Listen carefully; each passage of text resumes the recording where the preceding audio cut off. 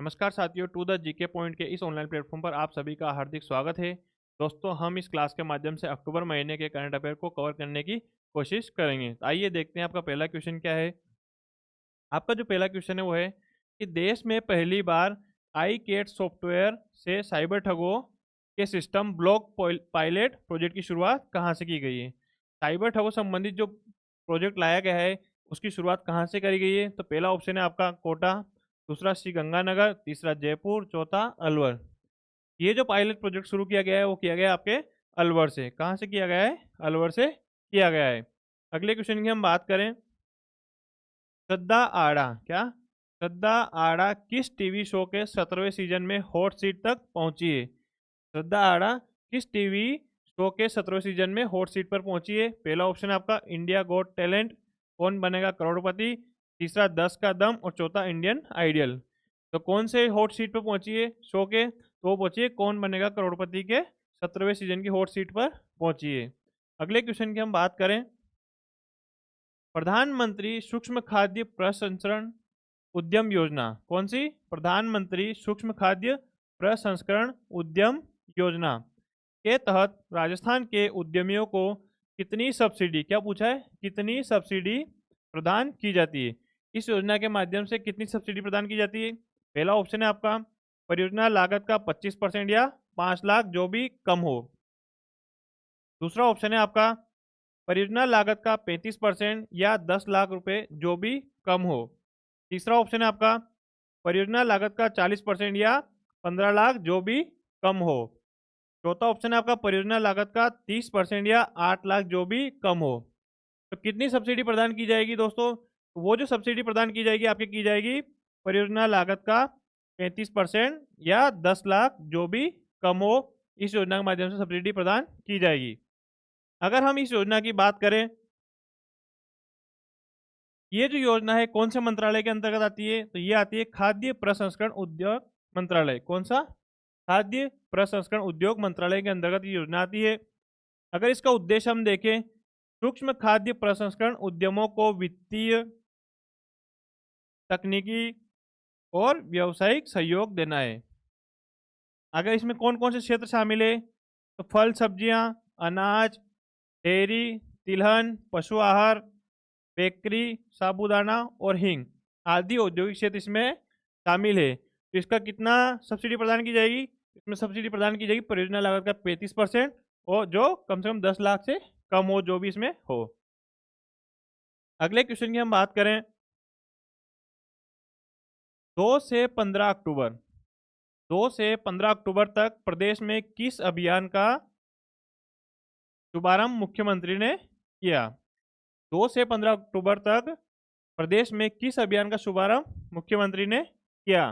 पहला ऑप्शन है आपका संपूर्णता अभियान, दूसरा सहकार सदस्यता अभियान, तीसरा ऑप्शन है हरियाणा राजस्थान मिशन अभियान और चौथा है टॉप डायरी अभियान, टॉप डायरिया अभियान।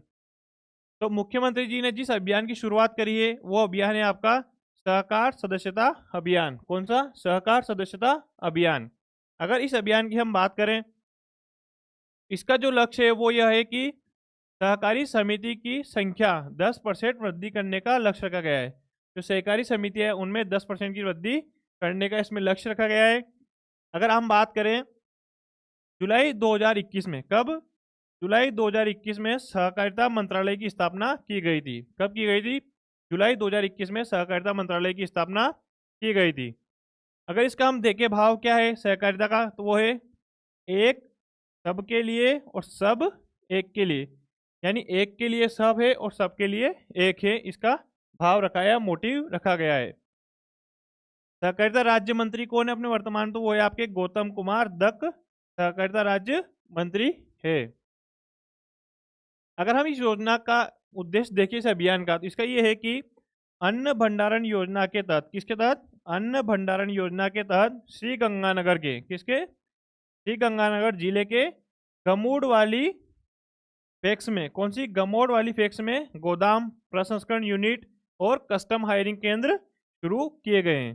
कहाँ पे किए गए? श्रीनगर गंगानगर में के जिले के घुमड़ वाली फैक्स में क्या किए गए? गोदाम, प्रसंस्करण यूनिट, कस्टम हायरिंग केंद्र शुरू किए गए हैं। आगे हम बात करें वर्ल्ड कैडेट शतरंज चैंपियनशिप, कौन सा? वर्ल्ड कैडेट शतरंज चैंपियनशिप 2025 में राजस्थान की किस खिलाड़ी ने कांस्य पदक जीता है? क्या पूछा है? किस खिलाड़ी ने वर्ल्ड कैडेट शतरंज चैंपियनशिप 2025 में कांस्य पदक जीता है? आपका पहला ऑप्शन है हर्षिता जाखड़, दूसरा कियाना परियार, तीसरा नीलम चौधरी, चौथा हृदयांशी। कौन सा? हृदयांशी। तो ये जो पदक जीता है दोस्तों, वो जीता है आपके कियाना परियार ने। किसने जीता है? कियाना परियार ने। कियाना परियार की अगर हम बात करें तो ये है आपके उदयपुर से। कहाँ से? उदयपुर से। इन्होंने जो पदक जीता है वो जीता है अंडर 10 वर्ग में। किसमें? अंडर 10 वर्ग में इन्होंने कांस्य पदक जीता है। इनकी बात करें तो यह इनका 8वां इंटरनेशनल अवार्ड है। कौन सा? 8वां इंटरनेशनल अवार्ड है। तो जो कांस्य पदक जीता है वो आपके जीता है कियाना परिहार ने। आगे हम बात करें अमित शाह की अध्यक्षता वाली समिति, कौन सी? अमित शाह की अध्यक्षता वाली समिति ने 4645 कौन ना 4645 करोड़ की आपदा न्यूनीकरण परियोजनाओं को मंजूरी दी है। कौन सी? आपदा न्यूनीकरण परियोजनाओं को मंजूरी दी है। उसमें राजस्थान का कौन सा शहर आपका शामिल है? तो पहला ऑप्शन है बीकानेर, दूसरा जोधपुर, तीसरा जयपुर, चौथा कोटा। इस परियोजना में जो आपका शहर शामिल है वो है आपका जयपुर। कौन सा? जयपुर। आगे हम बात करें 1 से 31 अक्टूबर 2025 को ऑपरेशन खुशी 10 का आयोजन किस राज्य की पुलिस द्वारा किया गया है? Uttar Pradesh police, Maharashtra police, Rajasthan police और गुजरात पुलिस। ऑपरेशन खुशी 10 का जो आयोजन है वो किया गया आपके राजस्थान पुलिस के द्वारा। अगर इसका उद्देश्य क्या है? इसका उद्देश्य है कि गुमशुदा बच्चों की तलाश में राजस्थान पुलिस का विशेष अभियान। किस लिए? गुमशुदा बच्चों के तलाश में के लिए इसका अभियान का शुरू किया गया है। आगे हम बात करते हैं नई दिल्ली में आयोजित सीनियर नेशनल रैंकिंग जूडो, कौन सी? Senior national ranking judo tournament में राजस्थान के किन खिलाड़ियों ने पदक जीते हैं?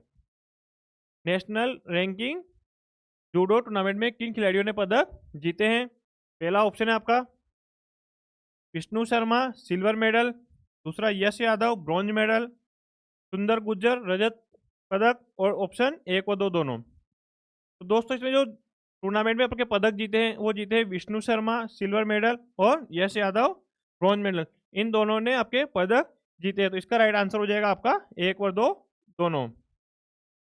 इन्होंने जो जीते हैं वो जीते हैं 100 किग्रा भार में इसने सिल्वर पदक जीता है, और इन्होंने भी 100 किग्रा वेट में कांस्य पदक जीता है। अगले क्वेश्चन की हम बात करते हैं इंस्पायर अवार्ड योजना में ऑनलाइन नॉमिनेशन की प्रक्रिया के साथ राजस्थान का देश में कौन सा स्थान है? क्या पूछा है? इंस्पायर अवार्ड योजना के ऑनलाइन नॉमिनेशन, क्या पूछा है? ऑनलाइन नॉमिनेशन में राजस्थान का देश में कौन सा स्थान है? पहला, दूसरा, 8वां और 7वां। इसमें राजस्थान का जो स्थान है वो है आपका दूसरा। अगर पहले स्थान की हम बात करें तो पहला स्थान इसमें उत्तर प्रदेश का। किसका? उत्तर प्रदेश का पहला स्थान है, और अपने राजस्थान का दूसरा स्थान है। अगर हम इस योजना की बात करें इंस्पायर अवार्ड योजना की, तो इस योजना में देश भर में 1.41 लाख नॉमिनेशन के साथ राजस्थान दूसरे स्थान पर। कितने? 1,41,000 नॉमिनेशन के साथ राजस्थान दूसरे स्थान पर है। सबसे अधिक जो नॉमिनेशन हुए तो 2,80,000 कहाँ हुए आपके? उत्तर प्रदेश में। तो इसका पहला स्थान हो गया, राजस्थान का अपना दूसरा स्थान हो गया। देश के टॉप 50 जिलों में कौन से? देश के टॉप 50 जिलों में राजस्थान के 12 जिले शामिल है। कितने शामिल है इसमें? राजस्थान के 12 जिले शामिल है। देश में 9,717 नॉमिनेशन के साथ राजस्थान का जयपुर जिला दूसरे स्थान पर है। कौन सा जिला? जयपुर जिला। अगर देश की बात करें तो इसमें दूसरे स्थान पर है, और राज्य सूची में नंबर 1 है। अगर राज्य में देखें तो जयपुर नंबर 1 पे है, और पूरे इंडिया में देखें तो जिला जयपुर दूसरे स्थान पर है। आगे हम बात करें, इस योजना के तहत छठी से लेकर 12वीं कक्षा तक, कहाँ तक, 6 से लेकर 12वीं कक्षा के विद्यार्थी अपने इनोवेटिव, कौन से इनोवेटिव आइडिया ऑनलाइन सबमिट करेंगे। जो भी विद्यार्थी अपने आइडिया जो है उनको ऑनलाइन सबमिट करेंगे। चयनित आइडिया को डेवलपमेंट करने के लिए department of science and technology, जो भी आइडिया होंगे उनको चयनित करने के लिए department of science and technology नई दिल्ली की ओर से प्रत्येक विद्यार्थियों को 10,000 रुपये दिए जाएंगे। कितने, 10,000 रुपये प्रत्येक विद्यार्थी को दिए जाएंगे। फलोदी दुर्ग महोत्सव का आयोजन किस अकादमी द्वारा किया गया है? क्या पूछा है, कौन सा, फलोदी दुर्ग महोत्सव। पहला ऑप्शन आपका राजस्थान ललित कला अकादमी, दूसरा राजस्थान साहित्य अकादमी, तीसरा राजस्थान संगीत नाटक अकादमी, चौथा राजस्थान इतिहास अकादमी। इसका जो आयोजन किया गया है वो किया गया आपके राजस्थान संगीत नाटक अकादमी जोधपुर के द्वारा। किसके द्वारा, राजस्थान संगीत नाटक अकादमी जोधपुर के द्वारा किया गया है। ये जो किया गया आपके, ये किया गया 27 से, सॉरी, ये जो आयोजन किया गया आपके 30 और 1 अक्टूबर को किया गया है। कब किया गया है, 30 और 1 अक्टूबर को इसका आयोजन किया गया है जोधपुर में। आगे हम बात करें, बारबाडोस में 68वें राष्ट्रमंडल संसदीय सम्मेलन में राजस्थान का प्रतिनिधित्व कौन करेगा? बारबाडोस में 68वें राष्ट्रमंडल संसदीय सम्मेलन में राजस्थान का प्रतिनिधित्व कौन करेंगे? पहला ऑप्शन है आपके मुख्य सचिव सुधांशु पंत, दूसरा ऑप्शन है मुख्यमंत्री भजनलाल शर्मा, तीसरा ऑप्शन है आपका विधानसभा अध्यक्ष वासुदेव देवनानी, चौथा ऑप्शन है आपका राज्यपाल हरिभाऊ वागड़े। इसमें जो प्रतिनिधित्व करेंगे राजस्थान के वो करेंगे आपके विधानसभा अध्यक्ष वासुदेव देवनानी, इसका प्रतिनिधित्व करेंगे। आगे हम बात करें, केंद्र सरकार द्वारा जारी दलहन मिशन योजना, कौन सी, दलहन मिशन योजना की अवधि क्या है? पहला ऑप्शन है 2024 से 2030, 2023 से 2029, 2025 से 2035 और 2025 से 2031। तो इसकी जो अवधि है दोस्तों वो है आपके 2025 से 2031। अगर हम इस योजना की बात करें, दलहन मिशन योजना की, तो केंद्र सरकार ने दलहन उत्पादन में आत्मनिर्भरता हासिल करने के लिए, क्या, आत्मनिर्भरता हासिल करने के लिए इस योजना को मंजूरी दी है। इस योजना की अवधि 2025-26 से लेकर 2030-31 तक, मतलब 6 वर्ष की होगी। दलहन मिशन में विशेष रूप से आपके अरहर, उड़द और मसूर के उत्पादन को बढ़ाने पर ध्यान दिया गया है। आगे हम बात करें, इसमें सरकारी एजेंसियों, भारतीय राष्ट्रीय खाद्य कृषि सहकारी विपणन संघ और भारतीय राष्ट्रीय सहकारी उपभोक्ता संघ लिमिटेड के जरिए पंजीकृत किसानों से सुनिश्चित खरीदारी की जाएगी। ये जो विभाग है इनके द्वारा किसानों से खरीद सुनिश्चित की जाएगी। मिशन को 416 विशेष जिलों में लागू किया गया है। कितने जिलों में, 416 जिलों में इनको लागू किया गया है, जिसके तहत लगभग 1000 नई पैकेजिंग और प्रसंस्करण इकाइयाँ स्थापित की जाएगी। 1000 इकाइयाँ इसमें स्थापित की जाएगी। आगे हम बात करें, पीएम सेतु योजना का मुख्य उद्देश्य क्या है? कौन सी योजना, पीएम सेतु योजना का मुख्य उद्देश्य क्या है? पहला ऑप्शन है आपका देश के युवाओं को शिक्षा देना, दूसरा ऑप्शन है आईटीआई संस्थानों का उन्नयन और युवाओं को कौशल प्रशिक्षण के माध्यम से आत्मनिर्भर बनाना, तीसरा ऑप्शन है कृषि प्रोत्साहन योजना लागू करना, चौथा ऑप्शन है स्टूडेंट क्रेडिट कार्ड योजना का विस्तार करना। इस योजना का जो उद्देश्य है वो है आपके आईटीआई संस्थानों का उन्नयन और युवाओं को कौशल प्रशिक्षण के माध्यम से आत्मनिर्भर बनाना। आईटीआई संस्थानों का उन्नयन और युवाओं को कौशल प्रशिक्षण के माध्यम से आत्मनिर्भर बनाना पीएम सेतु योजना का उद्देश्य है। अगर हम इस योजना की बात करें तो देश भर में लगभग कितनी 1000 औद्योगिक प्रशिक्षण संस्थान को अपग्रेड किया जाएगा। जो 1000 औद्योगिक प्रशिक्षण संस्थान है उनको क्या किया जाएगा, अपग्रेड किया जाएगा। इसके लिए कौन सा मॉडल अपनाया जाएगा, तो वह है आपका हब एंड स्पोक प्रणाली। कौन सी, हब एंड स्पोक प्रणाली। अगर इस प्रणाली की बात हम करें तो ये एक साइकिल के पहिए की तरह है, हब के सभी स्पोक जुड़े रहते हैं, किसमें, एक पहिए की तरह सभी स्पोक आपस में जुड़े हुए होते हैं, जिसमें आपके मुख्य केंद्र तो 200 है और सहायक संस्थान कितने, 800 केंद्र इसके रहेंगे। इसका उद्देश्य हम बात करें तो आधुनिक मशीनों, इंडस्ट्री एक्सपर्ट्स की ट्रेनिंग और भविष्य की मांगों के अनुसार पाठ्यक्रम उन्नयन। भविष्य में मशीनें, इंडस्ट्री एक्सपर्ट आदि में ट्रेनिंग किस प्रकार से दी जाएगी, इन सब की जानकारी इसमें सिखाई जाती है। अगले क्वेश्चन की हम बात करें, प्रधानमंत्री नरेंद्र मोदी के द्वारा नोक फलोदी में, कहां पर, नोक फलोदी में कितने मेगावाट की सौर परियोजनाओं का लोकार्पण किया गया है। सौर परियोजनाओं को पूछा है, ऑप्शन है आपका 2450 मेगावाट, 2000 मेगावाट, 2245 मेगावाट और 925 मेगावाट। तो कितनी मेगावाट का किया गया है, वो किया गया आपके 925 मेगावाट का इसमें लोकार्पण किया गया है। और ये कब किया गया, ये किया गया आपके 25 सितंबर 2025 को इस परियोजना का लोकार्पण किया गया है। इसमें आपके अक्षय ऊर्जा, रेल, सड़क, पेयजल, सिंचाई परियोजनाओं का उपहार।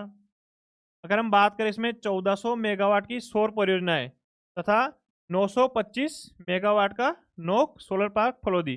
टोटल की बात करें तो 1400 मेगावाट की सौर परियोजना है, और अगर नोक फलोदी की बात करें तो वहां पे है आपके 925 मेगावाट। पीएम कुसुम सी के तहत 895 मेगावाट के विकेंद्रीकृत सौर ऊर्जा संयंत्र स्थापित किए जाएंगे। पीएम कुसुम सी योजना के तहत कितने, 895 मेगावाट के विकेंद्रीकृत सौर ऊर्जा स्थापित किए जाएंगे। अगर इस योजना में बात करें तो ईसरदा बांध, धौलपुर लिफ्ट, बत्तीसा नाला व अन्य सिंचाई परियोजनाओं के कार्य इसमें शामिल है। इसके साथ ही बाड़मेर, अजमेर, ब्यावर, डूंगरपुर, बर्थरी नगर, बांसवाड़ा, राजसमंद, उदयपुर जिलों में सड़कों के कार्य भी इस योजना के तहत करवाए जाएंगे। आगे हम बात करें, हाल ही में राजस्थान के किस राजनेता का निधन हुआ है। पहला ऑप्शन है गिरिराज प्रसाद तिवारी, रामेश्वर डूडी, और तीसरा ऑप्शन है कमला बेनीवाल, चौथा 1 व 2 दोनों। तो किस राजनेता का हाल ही में निधन हुआ है, तो वो है आपके गिरिराज प्रसाद तिवारी और रामेश्वर डूडी का। अगर हम बात करें रामेश्वर डूडी की, तो वो है आपके बीकानेर से, जो विधानसभा 2013 से 2018 तक आपके नेता प्रतिपक्ष भी रहे। राजस्थान विधानसभा में 2013 से 2018 तक नेता प्रतिपक्ष रहे। 1999 से 2004 तक वो लोकसभा के सदस्य भी रहे हैं। इन्होंने लोकसभा में खाद्य नागरिक आपूर्ति और सार्वजनिक वितरण समिति के सदस्य के रूप में भी इन्होंने काम किया है, रामेश्वर डूडी ने। अगर हम बात करें गिरिराज प्रसाद तिवारी की, तो ये भरतपुर से हैं। इन्होंने 1985 से 1990 तक विधानसभा अध्यक्ष के रूप में भी कार्य किया है। तो गिरिराज प्रसाद तिवारी आपके विधानसभा अध्यक्ष रहे हैं और रामेश्वर डूडी आपके नेता प्रतिपक्ष रहे हैं।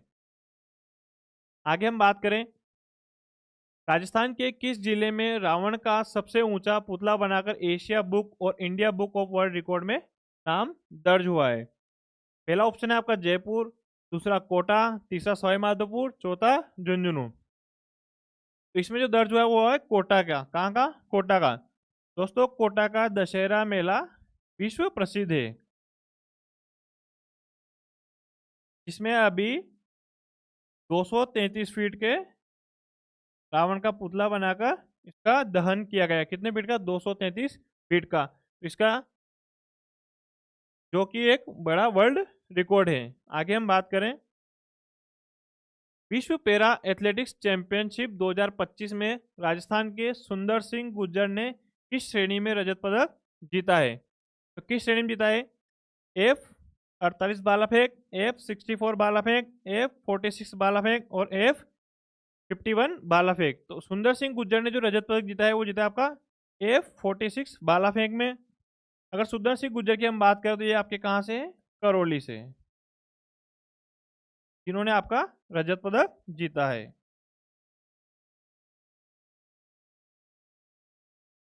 अगले क्वेश्चन की हम बात करें,